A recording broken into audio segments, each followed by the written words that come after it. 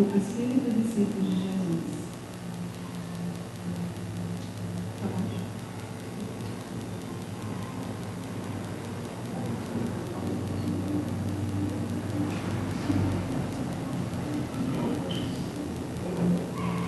Hoje eu recebi uma mensagem que eu achei bem interessante, que ela nos trazia uma reflexão sobre a vida.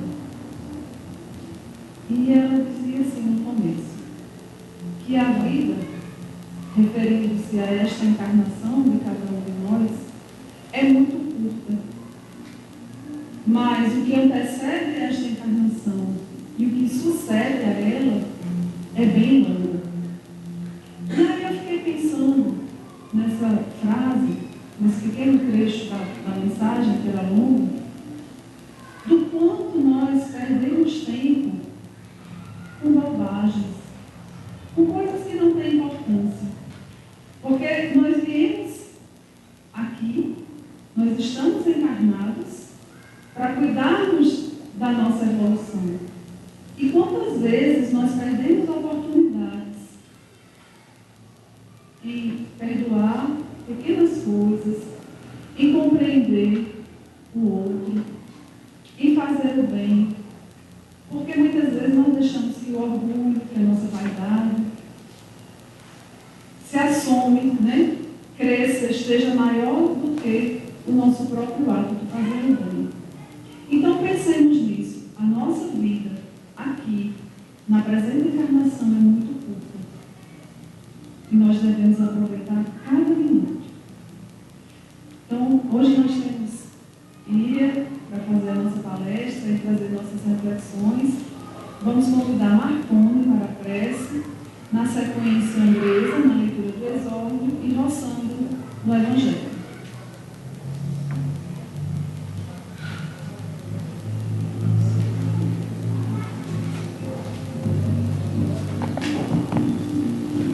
Boa noite. Que possamos nesse momento fechar os nossos olhos, imaginando assim um campo florido, bem como se encontra o jardim de entrada no centro, inspirando o ar renovador. Imaginemos a renovação do nosso espírito também. E que possamos falar com o coração aberto. Jesus amado, nesse momento estamos reunidos na busca dos teus ensinamentos. Te suplicamos agora, Senhor, que os nossos corações possam se abrir às tuas lições que serão trazidas na noite de hoje. Nos auxilia, Senhor, que o nosso entendimento possa ser a contento, que a nossa vontade esteja aberta à mudança e que dia a dia possamos enxergar que nos encontramos mais perto de Ti.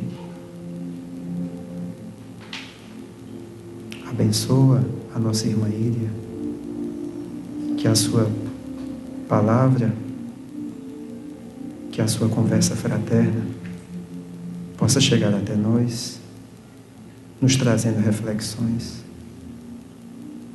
e que possam essas reflexões trazer as mudanças necessárias para a nossa evolução. Permanece, Senhor, em nossos pensamentos e fazer com que, ao sairmos daqui, possamos dividir também esses ensinamentos. Mas antes de qualquer coisa, que possamos entender a Tua mensagem da noite de hoje. Nos abençoe hoje e sempre, Senhor.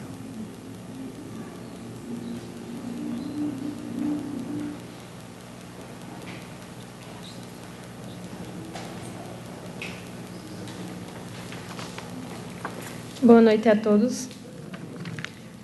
O exórdio de hoje é do livro Fonte Viva, a lição número 39, intitulada Fé Inoperante. Assim também a fé, se não tiver obras, é morta em si mesma. A fé inoperante é problema credor da melhor atenção em todos os tempos, a fim de que os discípulos do Evangelho compreendam com clareza que o ideal mais nobre, sem trabalho que o materialize a benefício de todos, será sempre uma soberba paisagem improdutiva. Que diremos de um motor precioso do qual ninguém se utiliza? De uma fonte que não se movimente para fertilizar o campo? De uma luz que não se irradie? Confiaremos com segurança em determinada semente, todavia, se não a plantarmos, em que redundará nossa expectativa, senão em simples inutilidade? Sustentaremos absoluta esperança nas obras que a tora de madeira nos fornecerá, mas, se não nos dispormos a usar o serrote e a plaina, certo a matéria-prima repousará, indefinidamente, a caminho da desintegração. A crença religiosa é o meio, o apostolado é o fim. A celeste confiança ilumina a inteligência para que a ação benéfica se estenda, improvisando por toda parte bênçãos de paz e alegria, engrandecimento e sublimação. Quem puder receber uma gota de revelação espiritual no imo do ser, demonstrando o amadurecimento preciso para a vida superior, procure de imediato o posto de serviço que lhe compete, em favor do progresso comum.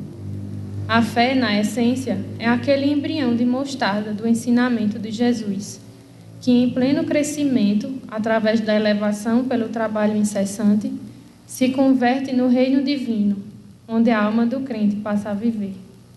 Guardar, pois, o êxtase religioso no coração, sem qualquer atividade nas obras de desenvolvimento da sabedoria e do amor, consubstanciados no serviço da caridade e da educação, será conservar, na terra viva do sentimento, um ídolo morto, sepultado entre as flores inúteis das promessas brilhantes. Nessa lição, Emmanuel nos leva a refletir sobre tudo aquilo que fica parado e não tem utilidade, assim como são as coisas materiais, os alimentos, os nossos instrumentos de trabalho, assim também somos nós. Se a gente tem uma fé, mas não tem obras, se a gente não realiza nenhuma ação a favor do próximo, a favor de nós mesmos, não estou falando de caridade, uma palavra, escutar. Se a gente não exerce a caridade com o próximo, a gente está aqui sem utilidade. É como diz a espiritualidade. Então, que a gente possa exercer mais a fé, mas a fé com obras. A confiança na espiritualidade e em nós mesmos, fazendo aquilo que viemos para fazer, que é ajudar uns aos outros. Muita paz a todos.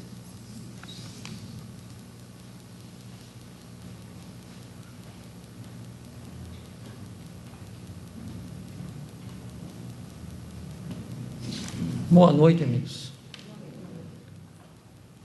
A leitura do Evangelho de hoje é o capítulo 11, amar ao próximo como a si mesmo. Continuando o item 14, caridade para com os criminosos. Deveis àqueles de quem falo com o socorro de vossas preces. É a verdadeira caridade. Não é preciso dizer de um criminoso. É um miserável. É preciso expurgá-lo da terra. A morte que se lhe inflige é muito suave para um ser dessa espécie. Não é assim que deveis falar. Olhai vosso modelo, Jesus. Que diria se visse esse infeliz perto de si? Lamentá-lo-ia, o consideraria como um doente bem miserável e lhe estenderia a mão. Não podeis fazer isso em realidade, mas pelo menos podeis orar por ele, assistir seu espírito durante alguns instantes que deve ainda passar sobre vossa terra. O arrependimento pode tocar-lhe o coração, se orardes com fé. Ele é vosso próximo como o melhor dentre os homens. Sua alma, transviada e revoltada, foi criada como a vossa para se aperfeiçoar. Ajudai-o, pois, a sair do lamaçal e orai por ele. Elizabeth de França, 1862. Um homem está em perigo de morte. Para salvá-lo, é preciso expor a vida, mas sabe-se que esse homem é infeliz e que, se ele escapar, poderá cometer novos crimes. Deves, malgrado isso, se expor para salvá-lo? Essa é uma questão muito grave e que pode se apresentar naturalmente ao espírito. Responderei segundo o meu adiantamento moral, uma vez que se trata de saber se deve expor a própria vida por um malfeitor. O devotamento é cego. Socorre-se um inimigo, deve-se socorrer o inimigo da sociedade, numa palavra, um malfeitor. Credes que é somente a morte que se vai arrancar esse infeliz? É talvez toda a sua vida passada, porque, pensai nisso, nesses rápidos instantes que lhe arrebatam os últimos minutos da vida, o homem perdido volve sobre sua vida passada, ou antes, ela se ergue diante dele. A morte, talvez, chegue muito cedo para ele. A reencarnação poderá ser terrível.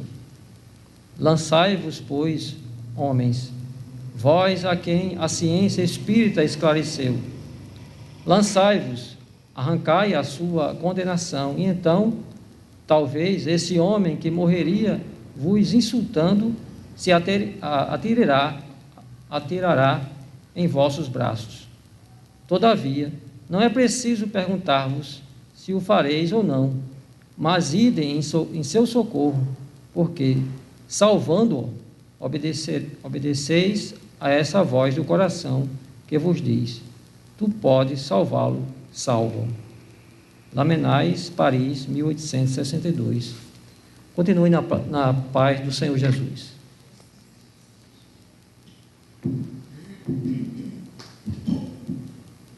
Então, nós temos agora aí, trazendo a palestra com suas reflexões sobre Jesus na casa de Zaqueus. Aqui.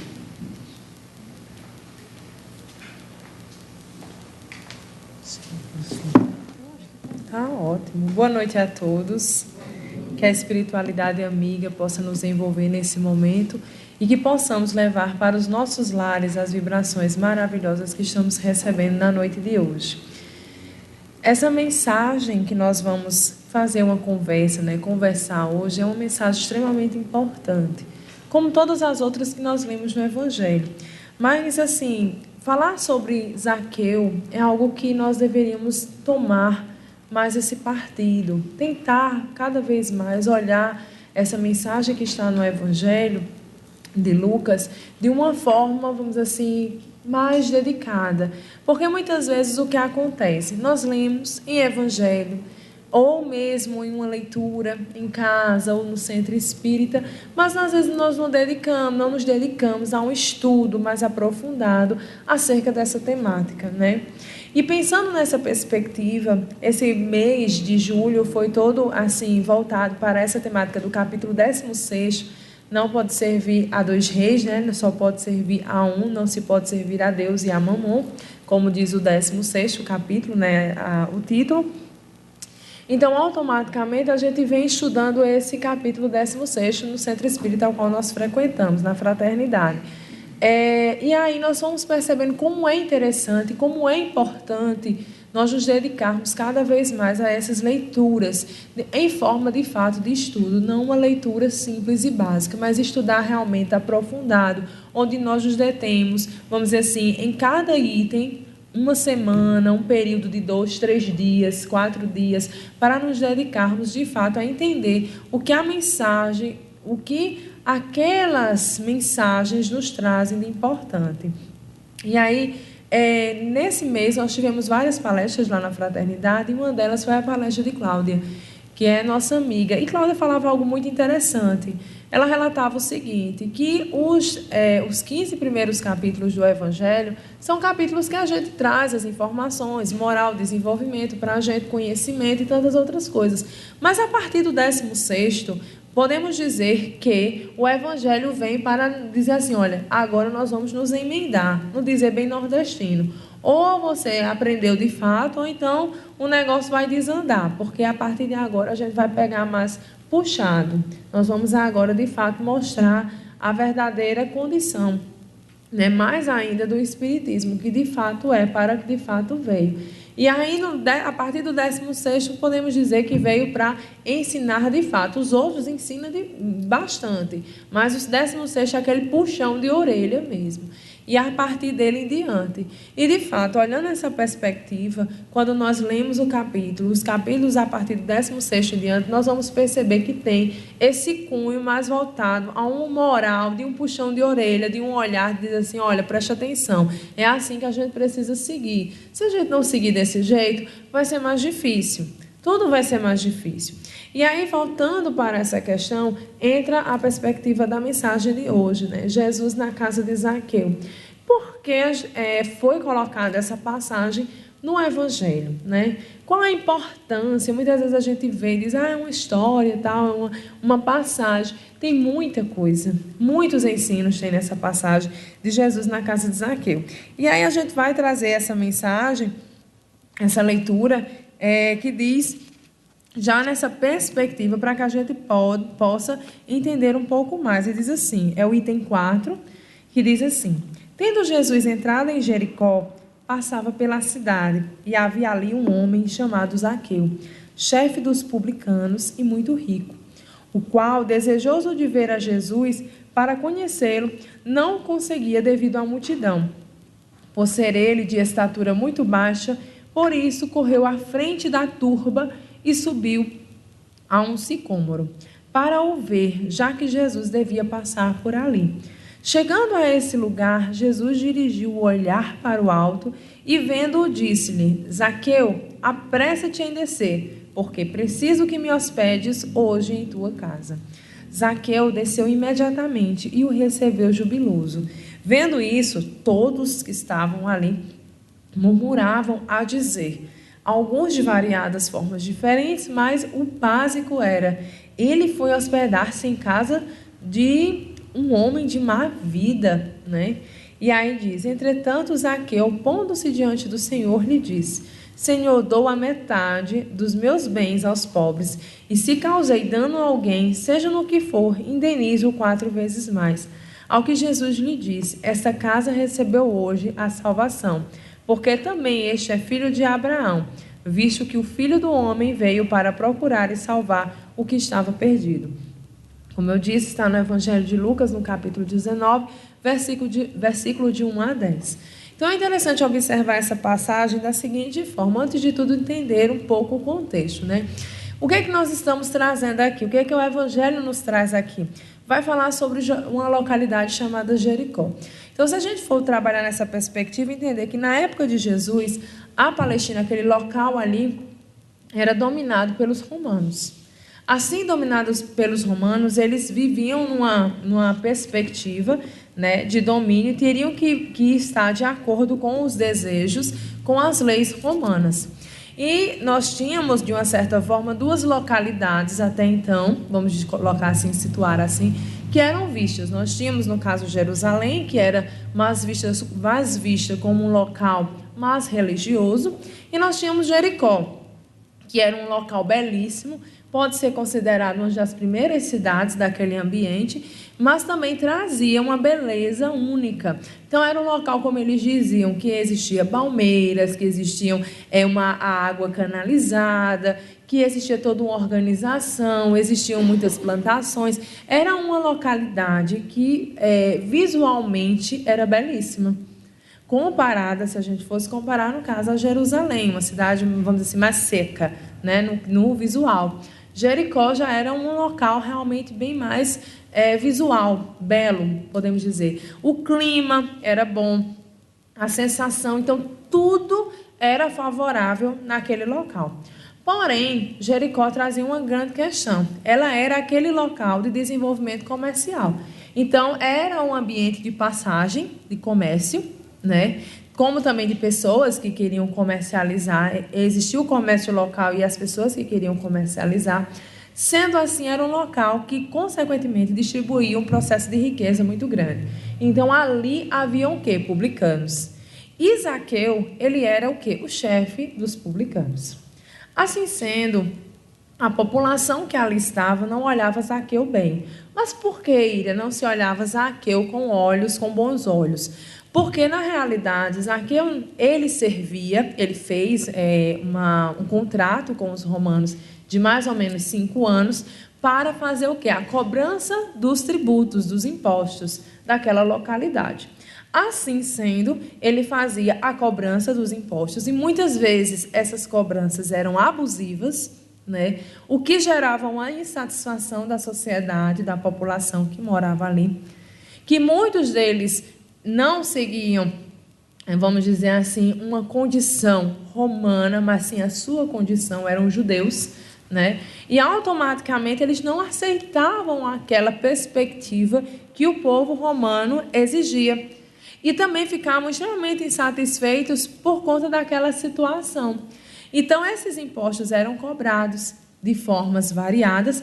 E, além de tudo isso, nos relata Amélia Rodrigues, né, o espírito Amélia Rodrigues, tanto no livro Nos Passos de Jesus, como também Primícias do Reino, ela nos relata que ele, além de fazer as cobranças normais, vamos dizer assim, o que era imposto pelo Império Romano, ele ainda fazia transações por fora.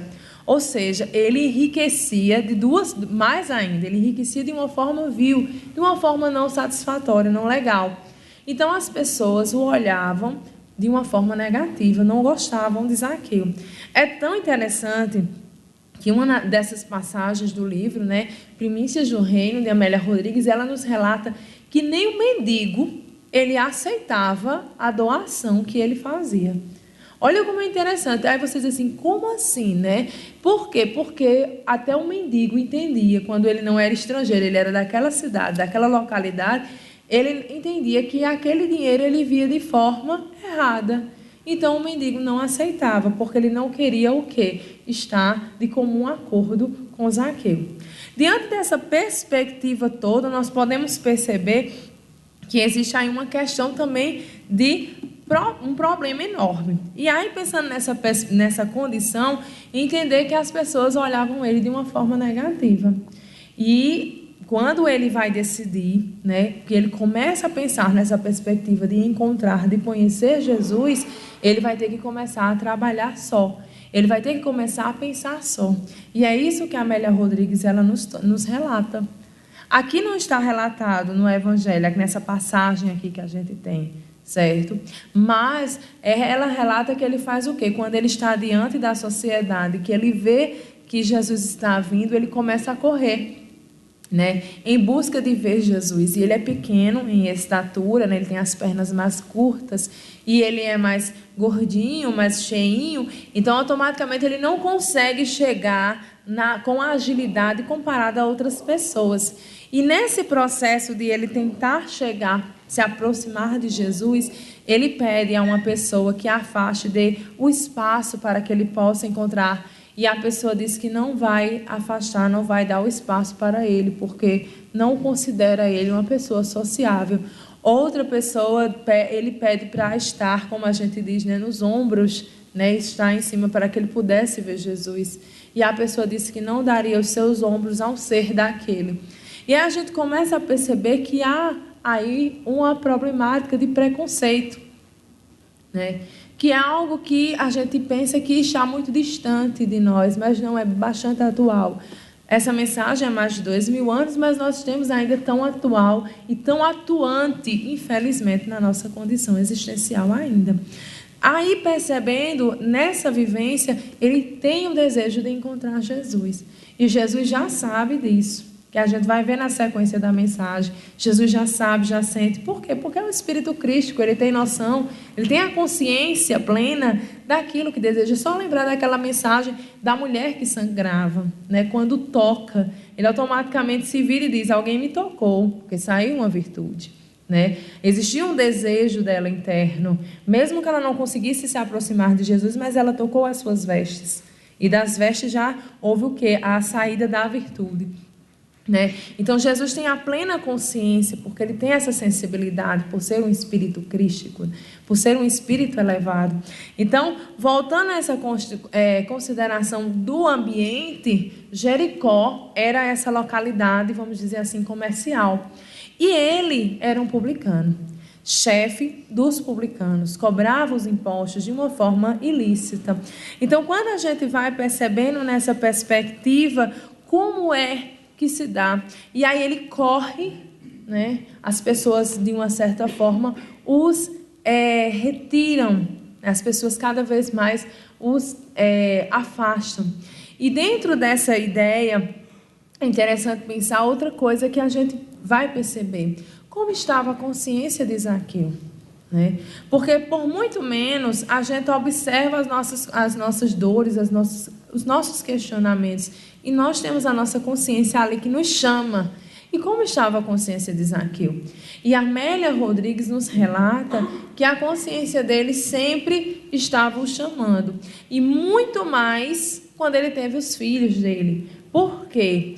Porque automaticamente ele ficava passando a mão, relata assim, que ele afagava a cabeça das crianças, dos filhos, e ficava angustiado ao pensar quando os filhos estivessem mais velhos e descobrissem, né, porque era que essas crianças eram isoladas da sociedade.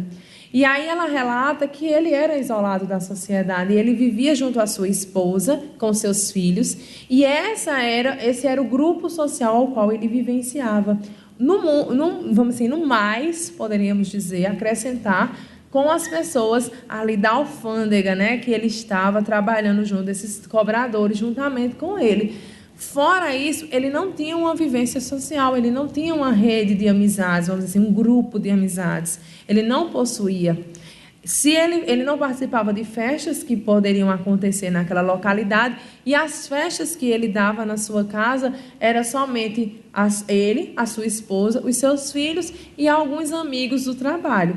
Outras pessoas mais não vinham porque não era nem por falta de convite, é porque as pessoas de fato não queriam essa proximidade com Zaqueu, diante da sua vivência, diante da sua conduta, né? Então ele era totalmente retirado, vamos dizer assim, de cena na perspectiva social. E isso estava cada vez mais trazendo essa problemática de consciência para ele. Ele cada vez mais questionava se de fato era isso que ele queria, se era certo.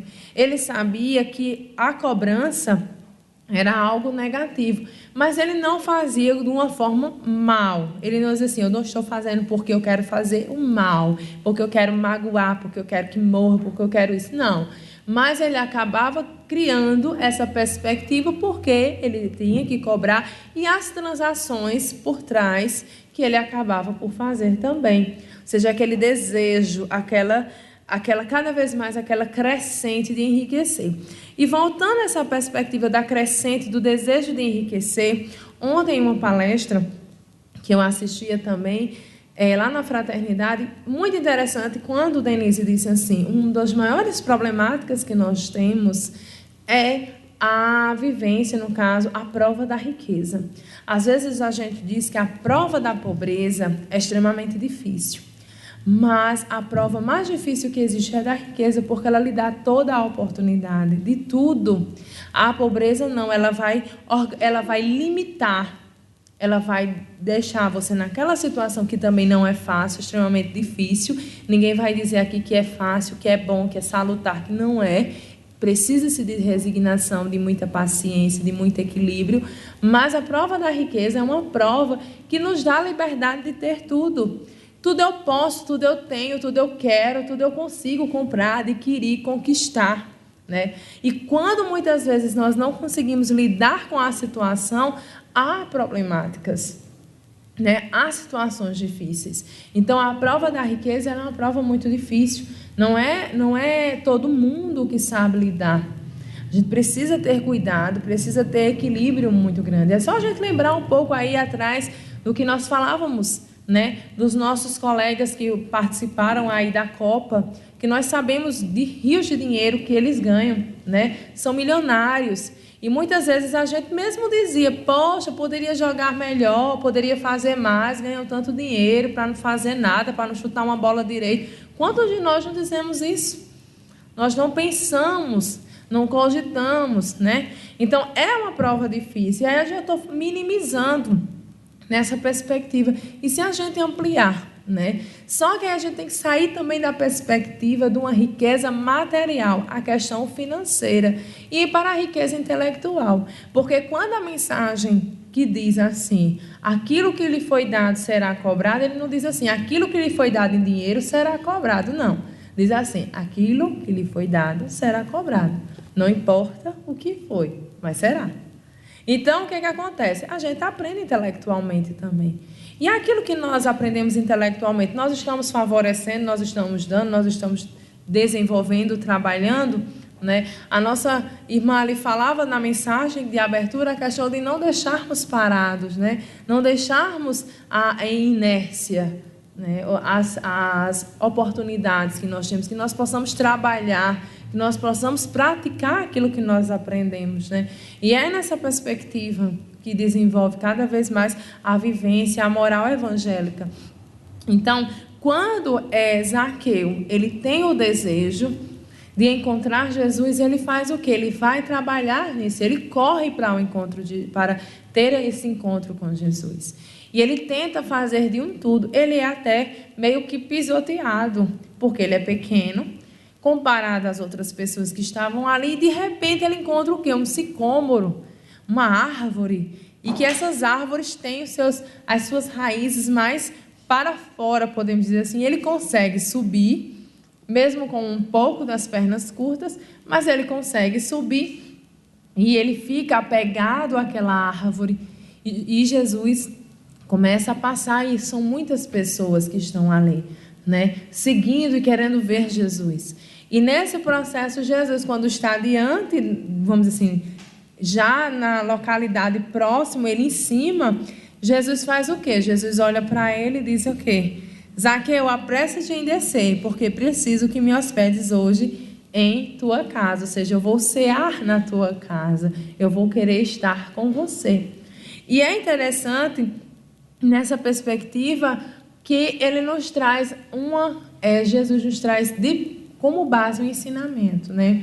Um ensino fantástico, de que ele vai entrar na casa de qualquer pessoa, não importa a condição a qual a pessoa esteja, né? E aí ele traz como prerrogativa a mensagem, amar a Deus sobre todas as coisas e ao próximo como a si mesmo, não importando quem é o que esse próximo faz, mas amar esse próximo como a si mesmo. Até porque quando a gente julga, né, nós esquecemos que nós temos um passado. Nós somos espíritos, e espíritos que reencarnamos inúmeras vezes, que temos inúmeras existências, que temos inúmeras vivências, que temos enormes erros, enormes acertos, e que estamos ainda galgando o nosso desenvolvimento, para quem sabe um dia sermos todos anjos. Daqui a pouco eu vou cantar aqui a música, né? Mas é a realidade, e aí a gente esquece muitas vezes isso, que nós somos espíritos. Hoje, no grupo da gente do WhatsApp, uma colega postou um vídeo, a mensagem era bem interessante, que ela dizia assim: olha, por isso que nós precisamos tomar cuidado e viver a vida como se fosse a última vez, viver o dia, amar o nosso próximo, várias coisas, bem interessante, contundente, a mensagem muito boa, excelente. Mas aí ela botava, como esse padre, que ele desencarnou no ato, né? Na hora da missa, ele teve um ataque fulminante e desencarnou. Gente, sinceramente, quando eu vi o vídeo inteiro, eu tive vontade de dizer assim, que coisa linda. Aí eu me contive, sabe? Porque eu sabia que se eu botasse que coisa linda no grupo, o povo ia dizer alguma coisa. Eu ia dizer, Iria, como é que é isso? Eu disse, mas eu me contive, senão eu não vou dizer não. Que coisa linda. Nós temos a oportunidade, como o desencarne ser de uma forma tão plena. E aí é esse olhar. Você diz assim, mas como ele estava fazendo aquilo que ele desejou, a escolha dele. Ele estava palestrando em uma igreja. Ele estava falando sobre a mensagem. Que coisa linda o desencarne dele. Foi realmente, para a gente que assiste, é um pouco chocante, porque ele vai botando a mão no peito e ali ele desfalece, ele cai de vez. Né? Mas se a gente lembrar um pouco mais, acho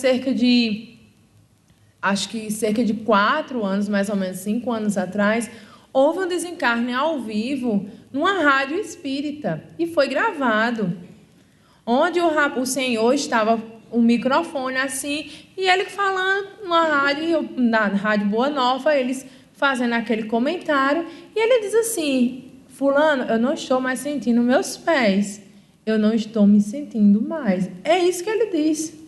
E ali ele já abaixa a cabeça e desencarna. Pronto. Bem leve.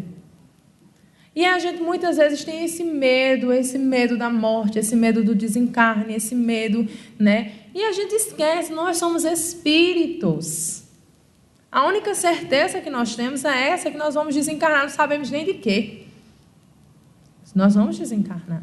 E aí nós esquecemos que nós temos vivências, existências, experiências variadas. E muitas vezes julgamos. Eu acho isso muito interessante, quando às vezes acontece, eu fico impactada com algumas coisas, eu fico olhando assim, aí eu fecho a boca. Aquela boca igual por menino que a gente ensina na escola. Fico bem quietinha. Às vezes falo, mas às vezes eu paro assim, fico imaginando, meu Deus, como é interessante. Né? Eu acho que eu já contei aqui para vocês que, particularmente, meia volta e meia, eu tenho reminiscências, né, de existências. E uma das coisas que eu sei que, na existência passada, em existências passadas, alguma coisa a ver com avião, porque, minha gente, a pessoa aqui tem um amor a avião, vocês não têm noção. A minha mãe, coitada, ela conseguiu tirar da minha cabeça a possibilidade de eu ser piloto de caça. Mas era o meu desejo, era o meu sonho ir para a base aérea e eu queria ser piloto de caça. Era de guerra. Já tinha matado um monte de gente. E aí o que acontece? A gente vem para restituir. E eu vou criticar? Não, ao contrário, entender que eles estão ainda nessa condição, existência e tudo mais. E a gente vai entendendo, tendo paciência. Tem dia que a gente dá uns... Mas tem dia que a gente tem que ter essa paciência, sim. E é nessa perspectiva que Jesus nos ensina, quando ele diz o quê? Eu vou cear na tua casa, Zaqueu. E as pessoas ficam o quê? Surpresas. Como? As pessoas que não têm contato com Zaqueu, não se socializam, porque o excluem totalmente, excluem a família dele. Esse homem de má índole, de má vida, de uma má condição, que cobra tributos, impostos de uma forma errada, errônea, ilícita, né? Então, Jesus ensina que não importa a condição, o que importa é que eu posso chegar até, eu posso estar até ele, né? E aí, Zaqueu desce, né? E vai receber ele jubiloso. Não relata aqui também o que Zaqueu faz. Zaqueu corre para casa, fala com a esposa, ajeita a casa, arruma a mesa, arruma a cama que Jesus supostamente ia dormir, né? Vai dormir. Coloca perfumes em casa para receber o Rabi, certo? Aquele ser que ele queria ter o contato. E isso é bem interessante, que é uma tendência que a gente tem, né? De organizar para receber as pessoas. E eu achava interessante uma das falas, logo quando eu comecei no Espiritismo, que as pessoas, quando a gente começou lá em Solânia, a senhora no centro que frequentava, a gente tem o hábito de fazer o evangelho e muitas vezes era perto da hora de dormir, né? Não é criticando, gente. Olha só, foi um ensino que eu tive e assim, eu levo ele com carinho, né? E a gente fazia em Solânia é frio, gente. Então, aqueles pijama mesmo por cima que ninguém aguenta. E aí a gente vamos dormir todo mundo, antes de dormir, de pijama lá, enrolado com lençol, já pronto, fazer o evangelho, né? E aí ela chegou para a gente e disse assim, uma vez para mim, ela disse, se Jesus chegasse na sua casa, você ia receber ele do jeito como você faz o evangelho? Eu fiquei impactada, né? De pistola, fiquei imaginando a cena, né? Não, nós precisamos. Jesus vai chegar na nossa casa, você precisa se organizar para receber Jesus, né? Eu achei isso muito interessante. E depois, eu levei isso com carinho e a gente começou a fazer as mudanças, né? E depois, em uma própria palestra de Valdo Franco diz que na hora do evangelho ele se arruma porque ele vai receber, ou seja, o evangelho é aquele momento de encontro, de receber a espiritualidade amiga que vai lhe visitar uma vez por semana. Por que não os receber bem? Por que não estar bem? Né? E aí foi o que Zaqueu fez, ele arrumou, preparou toda a casa, né? Nessa vivência para receber Jesus. E para finalizar essa mensagem, ele diz o quê? Zaqueu diante de Jesus, ele diz o quê? Senhor, dou a metade dos meus bens aos pobres, e se causei dano a alguém, seja no que for, indenizo 4 vezes mais. Nesse ponto é interessante, porque não é Jesus que julga Zaqueu. Não é Jesus que diz assim, Zaqueu, você tem que fazer isso. Não, é o próprio Zaqueu que é juiz de si e vai dizer, eu sei que eu errei e eu preciso restituir o que eu errei. Eu preciso fazer o melhor. Eu preciso dar aquilo que eu fiz de errado. Eu preciso restituir, retribuir o que eu fiz de errado. Então, é interessante pensar nisso. Por quê? Porque ele mesmo vai dizer, eu errei. E aí, quantas vezes nós nos olhamos e nós paramos para nos olhar nessa ideia do interior? De olhar os nossos erros, os nossos acertos e dizer, eu preciso disso, eu preciso melhorar aqui, eu preciso fazer isso. Então, uma dessas mensagens, é essa ideia que a mensagem nos traz, né? Então, a gente trabalhar esse processo educativo, que a gente precisa cada vez mais desenvolver. E quando ele diz assim, eu dou a metade e vou indenizar 4 vezes mais, Jesus logo em seguida diz assim, essa casa recebeu hoje a salvação, porque também este é filho de Abraão, visto que o Filho do Homem veio para procurar e salvar o que estava perdido. Outra colocação, né? Que conclusão nós podemos tirar dessa mensagem? E nós temos várias. E nós podemos iniciar com essa última. Essa mensagem ela veio para nos mostrar o quê? Será que de fato a existência de Zaqueu era para estar dentro dessa perspectiva? Quando ele diz assim, visto que o Filho do Homem veio para procurar e salvar o que estava perdido. Será que de fato ele era para estar nessa condição ou ele havia, antes de reencarnar, projetado outra condição existencial? Né? E aí trazer para nós essa ideia. O que eu estou fazendo na minha vida? O que eu estou fazendo da minha existência? O meu planejamento de vida, o meu projeto de vida, de fato foi esse? Isso é para nós pensarmos muito isso. Eu venho já, desde que iniciou o mês de julho, foi a primeira semana sempre comigo, lá na fraternidade. Então, toda primeira quarta-feira sou eu. Então, já comecei nessa mensagem, antes mesmo de julho, já estava nela. E continuamos sempre nessa sequência. Então, sempre veio o questionamento, aquela incógnita. Será que o projeto, o planejamento de vida nosso, realmente é esse que nós estamos? Se é, ótimo. E se não é, o que é que eu preciso fazer? Porque sempre a espiritualidade amiga vai nos dar sinais de que nós devemos mudar e melhorar. Ela vai nos mostrar os melhores caminhos a serem seguidos. Até porque ela é espiritualidade amiga, ela não é espiritualidade inimiga. Então, eles vão nos mostrar. Eles não querem nosso mal. Até porque nós sabemos que ali por trás daquela equipe, daquele grupo que está a nos auxiliar, tem espíritos que precisam do nosso desenvolvimento para que possam também estar junto no processo. Porque nós tivemos vidas antes e precisamos reajustar, organizar, melhorar, fluir. Né? É só nós lembrarmos do livro Há 2000 anos. Quem não se pergunta aonde está Lívia? Né? Porque Emmanuel, diante daquela situação, vamos dizer assim, ficou. E ela, como espírito que soube ter a resignação, a paciência, o equilíbrio, o discernimento, ela conseguiu elevar, ela conseguiu ter a sua condição de, vamos dizer assim, cada vez mais de pureza. Mas ele ainda precisava passar. E aonde está? A gente se pergunta, onde está? É um espírito muito mais elevado. E ele precisou ainda passar.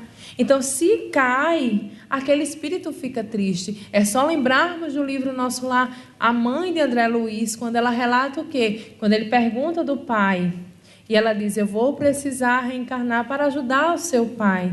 E se ele cair na prova, ela não vai ficar triste? Vai. Por quê? Porque ela sabia que ela estaria ali junto no processo evolutivo. Ela já conseguiu fazer parte do dela. Ela está favorecendo, também está crescendo como espírito, mas precisando desse desenvolvimento de todos, porque nós somos seres sociáveis. Nós não fomos criados para viver só. Nós somos criados para viver em sociedade. E aí, pensar nisso é extremamente importante. Que projeto de vida eu quero para mim? O que eu quero de fato para mim?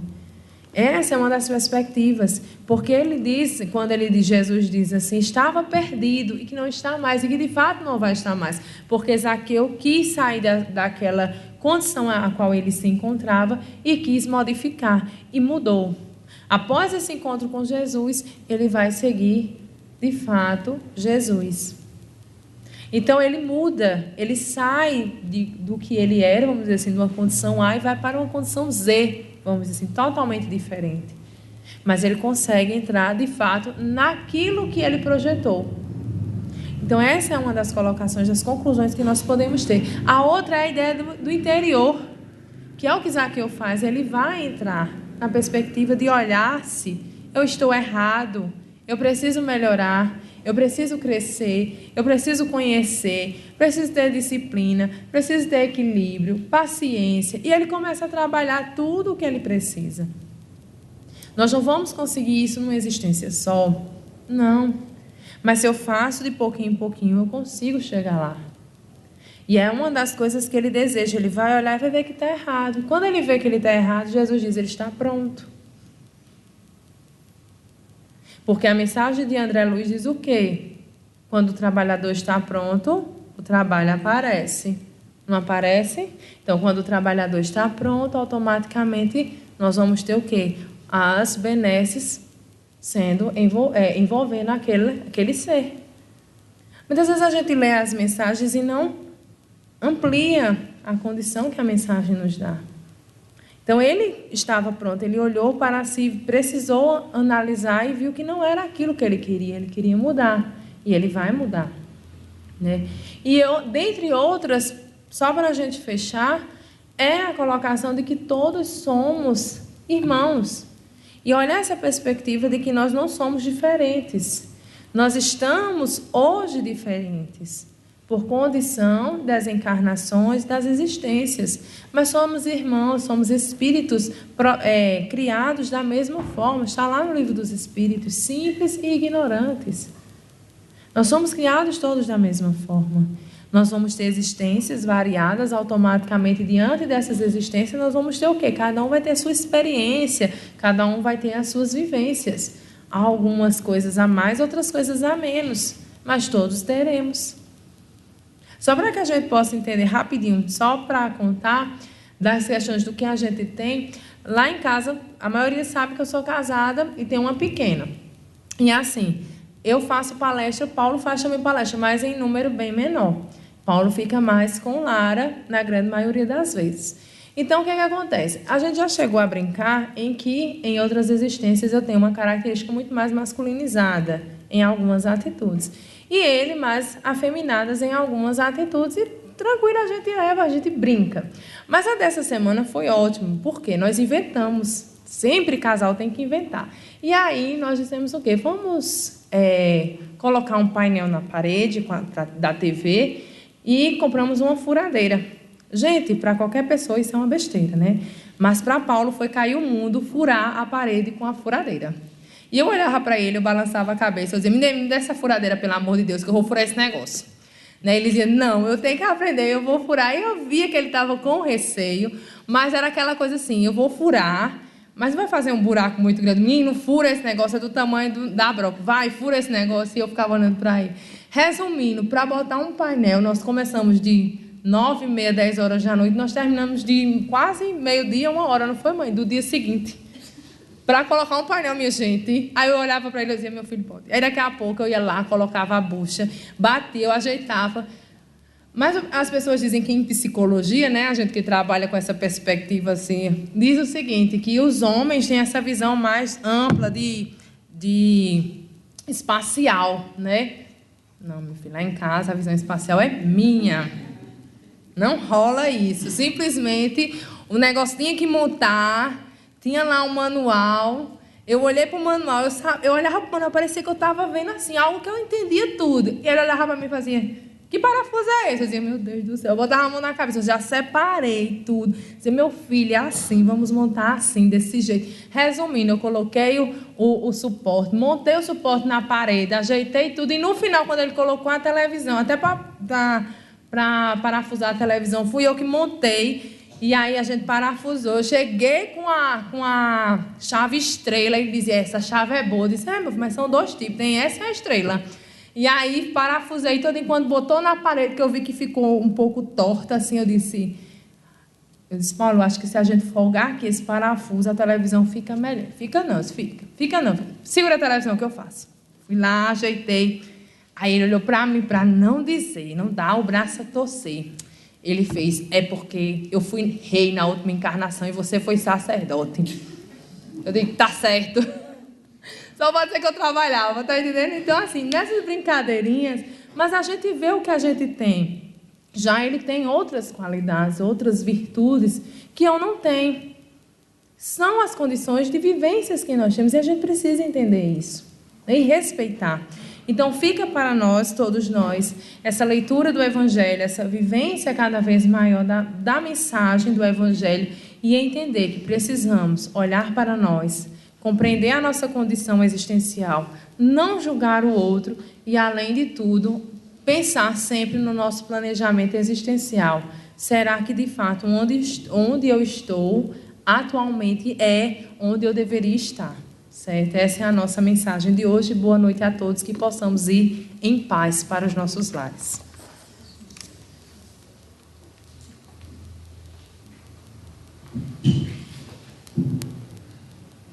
Que coisa linda, né? Ouvir essa história de Zaqueu, essas reflexões. Muito obrigada a ele. E eu fiquei pensando, né? Quantas vezes Zaqueu foi lá atrás de Jesus, subiu na árvore e recebeu o chamado para receber Jesus na sua casa. Mas no nosso dia a dia, na nossa vivência diária, será que nós não recebemos também chamados para receber Jesus? Através de irmãos que carecem, às vezes, de um sorriso, de uma palavra amiga? Será que nossa missão não é, de repente, tão simples, como simplesmente acolher uma pessoa e nós fechamos a nossa janela e a nossa porta e Jesus fica lá batendo? Porque quando a gente ora e diz, meu Deus, me ajude, em algum momento de aflição, Deus nos atende. Muitas vezes Ele manda até o inimigo bater a nossa porta. E é através dele que vem ajuda. E o que é que a gente faz? Fulano, diga que eu não estou. Quantas vezes a gente não fez isso? Obviamente que a gente está num processo evolutivo. E quando a gente vai aprendendo, a gente vai deixando de ter certas atitudes. Mas essa reflexão de hoje, ela me alimentou, porque é uma coisa que eu busco. Qual é a minha missão? O que é que eu devo fazer para me melhorar ainda mais? Então eu quero hoje abrir a minha janelinha para ouvir cada chamado divino e deixar Jesus entrar na minha vida. um de nós possamos levar isso. De cada chamado, a gente está de ouvidos abertos e olhos também, para ver e ouvir o chamado de Deus. Então vamos para a nossa parte final, convidando os médiuns para o passe, só relembrando que